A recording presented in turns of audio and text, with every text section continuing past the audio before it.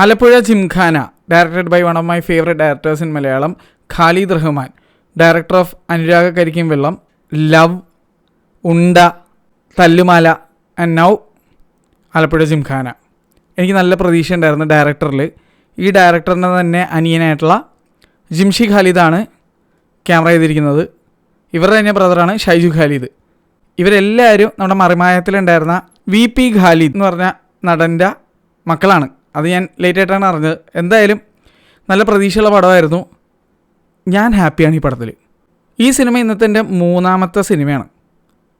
ഇത് ഞാൻ ഇന്ന് കണ്ടിട്ടുള്ള 3ാമത്തെ സിനിമയാണ്. രാവിലെ ഞാൻ ബസൂക്ക കണ്ടു, അതിനുശേഷം ഞാൻ മരണമാസം കണ്ടു, അത് കഴിഞ്ഞിട്ടാണ് ഞാൻ ഈ സിനിമ കണ്ടത്. എന്നിട്ടും പറയാലോ, എനിക്ക് ഈ സിനിമ കണ്ടിട്ട് എനർജിക്ക് ഒരു കുറവുമില്ല. കാരണം കണ്ടത് എനിക്ക് തൃപ്തികരമായിട്ടുള്ള ഒരു നല്ലൊരു സിനിമയായിരുന്നു എന്നുള്ളതാണ്. ഇതിൽ അഭിനയിച്ച ഓരോ ആൾക്കാരെയും എടുത്തു പറഞ്ഞേ പറ്റുള്ളൂ. നസ്ലിൻ വളരെ നല്ല രീതിയിൽ ഈ സിനിമയിൽ ഹ്യൂമർ കൈകാര്യം ചെയ്തിട്ടുണ്ട്. ആസ് ഓൾവേസ് നസ്ലിൻ എന്തിനാണ് കാസ്റ്റ് ചെയ്യപ്പെട്ടത്, നസ്ലിൻ എന്താണ് ചെയ്യാൻ നല്ലപോലെ അറിയാവുന്നത്, നസ്ലിൻ അത് നന്നായിട്ട് ചെയ്തു. ഈവൻ ഇതിനകത്ത് ബോഡി മെയിൻറ്റെയിൻ ചെയ്തിരിക്കുന്ന കാര്യമായിക്കോട്ടെ, എല്ലാം ആയിക്കോട്ടെ, Naslen was very good at it. പക്ഷെ നിങ്ങൾ വിചാരിക്കുന്ന പോലെ ഈ സിനിമയിൽ നസ്ലിൻ മാത്രമല്ല നായകൻ അല്ലെങ്കിൽ സെൻട്രൽ ക്യാരക്ടർ.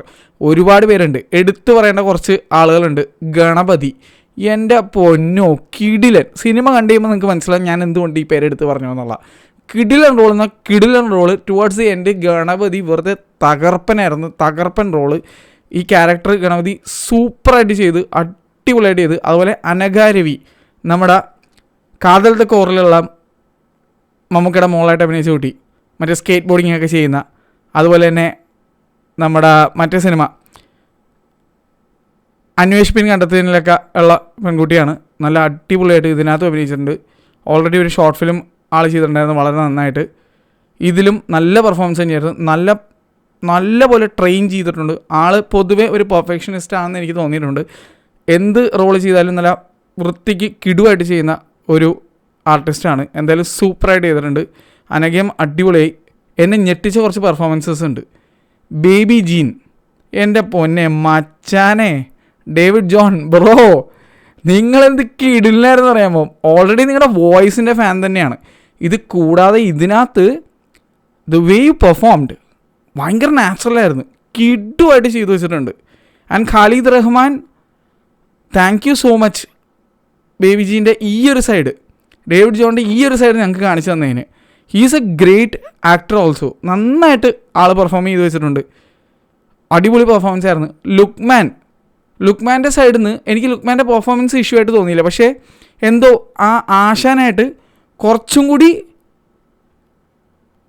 പ്രായമുള്ള ഒരു ആക്ടറെ കാസ്റ്റ് ചെയ്യാൻ വരുന്നൊക്കെ തോന്നിപ്പോയി. May be I'm wrong. But ഞാൻ പറയുകയാണ്, ലുക്മാൻ നന്നായിട്ട് ചെയ്തിട്ടുണ്ട്. I'm a huge fan of Lukman. എപ്പോൾ ഏത് സിനിമ ഉണ്ടായാലും ലുക്മാൻ ഒരിക്കലും ഡിസപ്പോയിൻറ്റ് ചെയ്യാറില്ല. ഇതിനകത്ത് ലുക്മാൻ നല്ലപോലെ ചെയ്തിട്ടുണ്ട്. പക്ഷേ നമുക്കൊരു ആശ എന്നൊക്കെ പറയുമ്പോൾ ഒരു കോച്ച് എന്ന് പറയുമ്പോൾ ഒരു പവർ ഉണ്ടല്ലോ, that was A bit missing. അത് മാത്രമാണ് എനിക്കൊരു ചെറിയ പ്രശ്നം. അത് ലുക്മാൻ്റെ ഒരു പ്രോബ്ലം അല്ല. അത് എന്തോ മേ ബി ഞാൻ മനസ്സിൽ കണ്ട ഒരു കോച്ച് ഫിഗർ എന്നുള്ള രീതിയിൽ വരാത്തതുകൊണ്ടാവാം. അതുകൊണ്ടാണ്. അല്ലാതെ ലുക്മാൻ മോശമായിട്ട് പെർഫോം ചെയ്തുകൊണ്ടൊന്നുമല്ല. ലുക്മാൻ എന്തായാലും നന്നായിട്ട് തന്നെ പെർഫോം ചെയ്തിട്ടുണ്ട്. അതുപോലെ നമ്മുടെ ഫാലിമിയിലൊക്കെ അഭിനയിച്ചിട്ടുള്ള മച്ചാൻ പ്രദീപ്, എൻ്റെ പൊന്നോ സൂപ്പർ റോള്.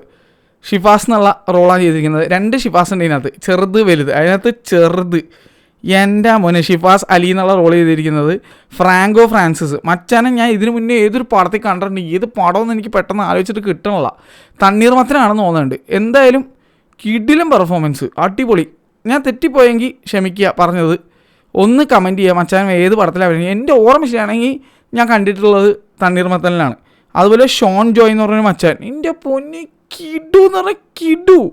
എനിക്ക് മച്ചാൻ്റെ കണ്ടപ്പോൾ എനിക്ക് തോന്നിയത് പൂക്കാലം എന്ന് പറഞ്ഞ സിനിമയിൽ അഭിനയിച്ച മച്ചാനാണോ എന്നൊക്കെ ഈ ഡൗട്ട് പോയി. അതുപോലത്തെ ഒരു ഫേസ് കട്ട് ഇതിനകത്ത് വേറെ നടിക്കും അങ്ങനെ ഒരു കണ്ടുപിടിച്ചുള്ള ഫേസ് കട്ട് എനിക്ക് തോന്നി. ഞാൻ പറയാം ആരാന്നൊക്കെ.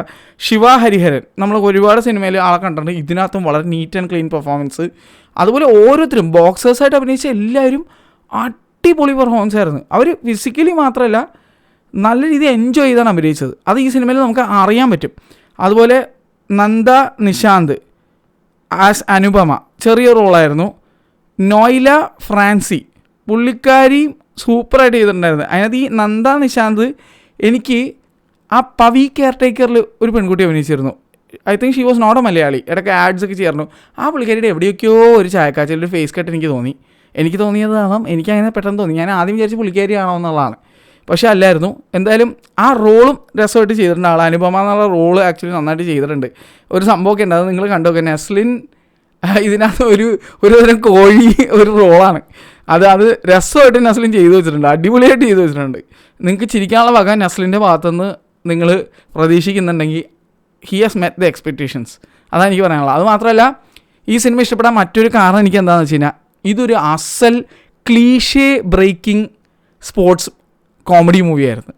അതെ, സ്പോർട്സ് ഉണ്ട്, കോമഡി ഉണ്ട്, ബോക്സിങ് പശ്ചാത്തലത്തിലുള്ള സിനിമയാണ്. പക്ഷേ കട്ട ക്ലീഷേ ബ്രേക്കിംഗ് മൂവിയായിരുന്നു. യൂഷ്വലി കാണുന്ന ഒരു സ്പോർട്സ് പടം സെറ്റപ്പേ അല്ല. പണ്ട് സ്പീഡ് ട്രാക്ക് എന്ന പടത്തിൽ നമ്മൾ ദിലീപിൻ്റെ പടത്തിൽ കണ്ടിട്ടില്ലേ, ലാസ്റ്റ് മറ്റേ ഏട്ടാ എന്ന് പറയുന്നത് ആ സെറ്റപ്പൊന്നും അല്ല ഇത്. ഇത് വാസ് കംപ്ലീറ്റ്ലി ഡിഫറെൻറ്റ്. ഇത് ഭയങ്കര നമ്മൾ ഇതുവരെ കണ്ടിട്ടുള്ള ടൈപ്പ് ഒരു സിനിമയല്ല. നമ്മൾ ജോജിത്ത വോയി സിക്കന്ദർ സെറ്റപ്പോ അല്ലെങ്കിൽ അങ്ങനത്തെ ഒരു രീതിയിലുള്ള പടമല്ല. ഈ അടുത്ത് ഞാൻ കണ്ട ദാവീദ് അതുപോലെ ഒന്നുമല്ല.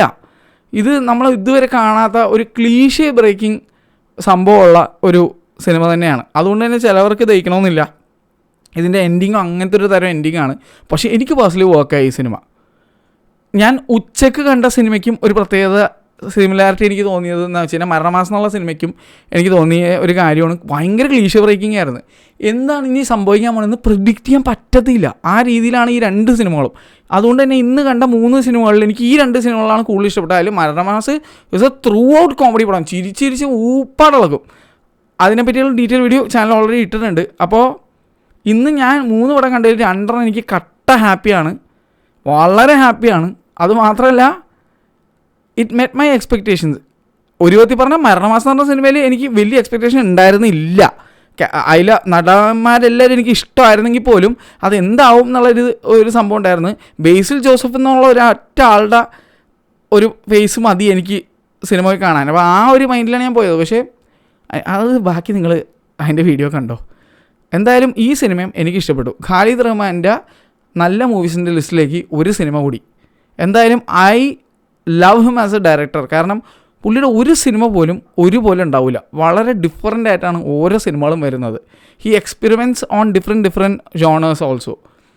അപ്പോൾ എനിക്ക് ഒരു റിക്വസ്റ്റ് ഉണ്ട്. If you are seeing this video bro, Khalid Rahman മച്ച, ഒരു ഹൊറർ പടം എടുക്ക് പ്ലീസ്. കാരണം ഞാൻ എപ്പോഴും വിചാരിക്കുന്ന കാര്യമുണ്ട്, മലയാളത്തിൽ വേണ്ടത്ര അടിപൊളി ഹൊറർ പടങ്ങൾ ഇപ്പോൾ അങ്ങനെ കാണാറില്ല. അവസാനം ഞാൻ കണ്ട ഏറ്റവും കിടിലൻ 2 ഹൊറർ പടം എന്ന് പറഞ്ഞു കഴിഞ്ഞാൽ, ഹൊറർ ബേസ്ഡ് ആയിട്ടുള്ള പടം എന്നൊക്കെ പറഞ്ഞു കഴിഞ്ഞാൽ, ഒന്ന് ഭ്രമയുഗവും വേറെ ഒന്ന് ഭൂതകാലമായിരുന്നു. വേറെ ഒന്നും എന്നെ അത്ര ഇമ്പ്രസ് ചെയ്തില്ല. അപ്പോൾ ഞാൻ ഏതൊരു സംവിധായകനെ നേരിട്ട് കണ്ടാലും ഞാൻ ആവശ്യപ്പെടുന്നൊരു കാര്യമാണ്, നല്ല പണി അറിയാവുന്ന സ്കില്ലുള്ള സംവിധായകന്മാരെ കണ്ടാൽ ഞാൻ എപ്പോഴും ആവശ്യപ്പെടുന്നൊരു കാര്യമാണ്, ദയവ് ചെയ്ത് ഒരു ഹൊറർ പടം ചെയ്യണമെന്നുള്ള. അതും ഒരു കോമൺ ഫാക്ടർ എനിക്ക് ഇഷ്ടപ്പെട്ട പടത്തിലുള്ളത് എന്താണെന്ന് വെച്ചാൽ രാഹുൽ സദാശിവനായിരുന്നു. കാരണം 2 മൂവിയുടെയും ഡയറക്ടർ, ബ്രഹ്മയുഗം ആയിക്കോട്ടെ ഭൂതകാലം ആയിക്കോട്ടെ, 2ഉം ഒരേ ഡയറക്ടറായിരുന്നു. അപ്പോൾ വേറെ ഏതെങ്കിലും ഇതുപോലെ നല്ല സ്കില്ലൻ കഴിവുള്ള ഒരു ഡയറക്ടർ ആയിട്ടുള്ള ഇപ്പോൾ ഖാലിദ് റഹ്മാനോ അല്ലെങ്കിൽ ബേസിലോ അതുമല്ലെങ്കിൽ അങ്ങനെ ഞാൻ ഭയങ്കരമായിട്ട് ഇഷ്ടപ്പെടുന്ന കുറച്ച് യൂത്ത് ഡയറക്ടേഴ്സ് ഉണ്ട്. അവരൊക്കെ ഒരു ഹൊറർ മൂവി ചെയ്ത് കാണാൻ എനിക്ക് ഭയങ്കര താല്പര്യമാണ്. കാരണം നല്ലൊരു ഔട്ട് അവരുടെ അടുത്ത് നിന്ന് കിട്ടും എന്നുള്ള എന്തോ ഒരു വിശ്വാസം എനിക്കുണ്ട്. അതുകൊണ്ട് the youth directors out there please, നല്ലൊരു കിട്ടില്ല ഹൊറർ മൂവി നമ്മൾ മലയാളികൾക്ക് താടേ. അപ്പോൾ എന്തായാലും all the best to the team. എന്തായാലും I loved your movie. Maranamass പോലെ തന്നെ എനിക്ക് ഈ ഒരു സിനിമ ഇഷ്ടപ്പെട്ടു. എന്നോട് ചോദിച്ചു കഴിഞ്ഞാൽ ഇത്തവണത്തെ വിഷു 2 പടങ്ങൾ തൂക്കിയെന്നാണ് എനിക്ക് തോന്നുന്നത്. അജിത്തിൻ്റെ മൂവി കാണാൻ കിടക്കുന്നത്, ഞാൻ മലയാള സിനിമയുടെ കാര്യമാണ് പറഞ്ഞത്. ഞാൻ കണ്ട 3 പടങ്ങളിൽ എനിക്ക് ഈക്വലി 2 മൂവികളും വിഷു തൂക്കിയതായിട്ടാണ് ഫീൽ ചെയ്യുന്നത്. 2 മൂവികൾ മരണമാസം ആലപ്പുഴ ജിംഖാനയാണ് എനിക്കിഷ്ടപ്പെട്ട പടങ്ങൾ. അപ്പോൾ നിങ്ങൾ കമൻറ്റ് ചെയ്യാൻ നിങ്ങൾക്ക് ഏതാ ഇഷ്ടപ്പെട്ടതെന്നുള്ളത്. ചില ഫാൻസുകാർക്ക് തീരെ പറ്റുന്നില്ല, നമ്മളുള്ള കാര്യം പറഞ്ഞപ്പോഴേക്കും അവർക്ക് തീരെ പറ്റുന്നില്ല. ഏത് പടമെന്ന് നിങ്ങൾക്ക് മനസ്സിലായിട്ടുണ്ടാവും, ഏത് തരം ഫാൻസാണെന്ന് നിങ്ങൾക്ക് മനസ്സിലായിട്ടുണ്ടാവും. ഞാൻ അവരുടെ നല്ല ഫാൻസ് ഉണ്ട്, അതായത് ആ നടൻ്റെ വളരെ നല്ല ഫാൻസ്, അവരല്ല ഞാൻ പറയുന്നത്. കുറേ എണ്ണങ്ങളുണ്ട് എന്ത് കാരണവശാലും ഒരാളൊരു അഭിപ്രായം തുറന്നു പറയുമ്പോഴേക്കും അത് മാനിക്കാൻ പറ്റാത്ത അല്ലെങ്കിൽ അയാളെ എങ്ങനെ അടിച്ചമർത്താൻ നോക്കുന്ന കുറേ പോഴന്മാർ ഇവരുടെ ഇടയിലുണ്ട്. അത് മറ്റുള്ള നല്ല ഫാൻസിനെ പോലും ദൂഷ്യം ചെയ്യുന്ന കുറേ കീടങ്ങളാണ്. അവരൊന്നും ഞാൻ വിലക്കെടുക്കുന്നില്ല. അവർ വന്നിട്ട് കഷ്ടപ്പെട്ട് മെഴുകുന്നുണ്ട് അവിടെ കിടന്നിട്ട്. എന്തായാലും അവരോടാവട്ടെ, എനിക്ക് ട്രാക്ഷനാണ്, നോ പ്രോബ്ലം. എന്തായാലും എനിക്ക് ഈ സിനിമ ഇഷ്ടപ്പെട്ടു. അപ്പോൾ നിങ്ങളുടെ അഭിപ്രായം അറിയാൻ എനിക്ക് ആഗ്രഹമുണ്ട്, കമൻറ്റ് ചെയ്യുക. എന്തായാലും അടുത്ത പടത്തിന് പോകാൻ ടൈമായി. ഇന്നിറങ്ങിയ 4 പടങ്ങൾക്ക് വേറെ പ്രത്യേകതയും കൂടിയുണ്ട്. വന്നിരിക്കുന്ന എല്ലാ സിനിമയ്ക്കും 4K IAB DCP കിട്ടിയിട്ടുണ്ട്. അതിൽ അജിത്തിൻ്റെ സിനിമയ്ക്ക് 4K 7.1 IAB കിട്ടിയിട്ടുണ്ട്. അത് ഭയങ്കര നല്ലൊരു കാര്യമായിട്ട് എനിക്ക് ഫീൽ ചെയ്തു. ക്വാളിറ്റിയെ മാനിക്കുന്നവരായതുകൊണ്ട് തന്നെ 4 സിനിമയ്ക്കും നല്ല ടോപ്പ് നോച്ച് DCP ആണ് കിട്ടിയിരിക്കുന്നത്. അതുകൊണ്ട് തന്നെ എനിക്ക് പറയാനുള്ളത്, നല്ലൊരു ലേസർ പ്രൊജക്ഷൻ വിത്ത് അറ്റ്മോസ് തിയേറ്ററിൽ തന്നെ ഇത് കാണാൻ നോക്കുക. IAB ആണ്. അതുകൊണ്ട് തന്നെ ഒരു ഗുണം എന്ന് വെച്ച് കഴിഞ്ഞാൽ DTS X ഉള്ള തിയേറ്ററിലാണേലും ഓർ 11.1 ഉള്ള തിയേറ്ററിലാണേലും കോമ്പാക്റ്റബിൾ ആണ്. അപ്പോൾ കൂടുതൽ ഡീറ്റെയിൽസും കാര്യങ്ങളൊക്കെ അറിയാനും പിന്നെ മറ്റുള്ള വീഡിയോസൊക്കെ എടുത്ത് നോക്കാനായിട്ടും മറ്റുള്ള സിനിമകളുടെ അഭിപ്രായങ്ങൾ, അതായത് ഇന്ന് കണ്ട ബാക്കി എല്ലാ സിനിമകളുടെ അഭിപ്രായം അറിയാൻ വേണ്ടിയിട്ട് താഴെ ഡിസ്ക്രിപ്ഷനിലും കമൻറ്റ് ബോക്സിൽ പിൻ ചെയ്തും ഞാൻ ലിങ്ക് ഇട്ടിട്ടുണ്ട്, എടുത്ത് കണ്ടു നോക്കുക. അതുകൂടാതെ ഞാൻ ഈ സിനിമ കണ്ടത് ന്യൂ സെൻട്രൽ തിയേറ്ററിൽ സ്ക്രീൻ 1-ലാണ്.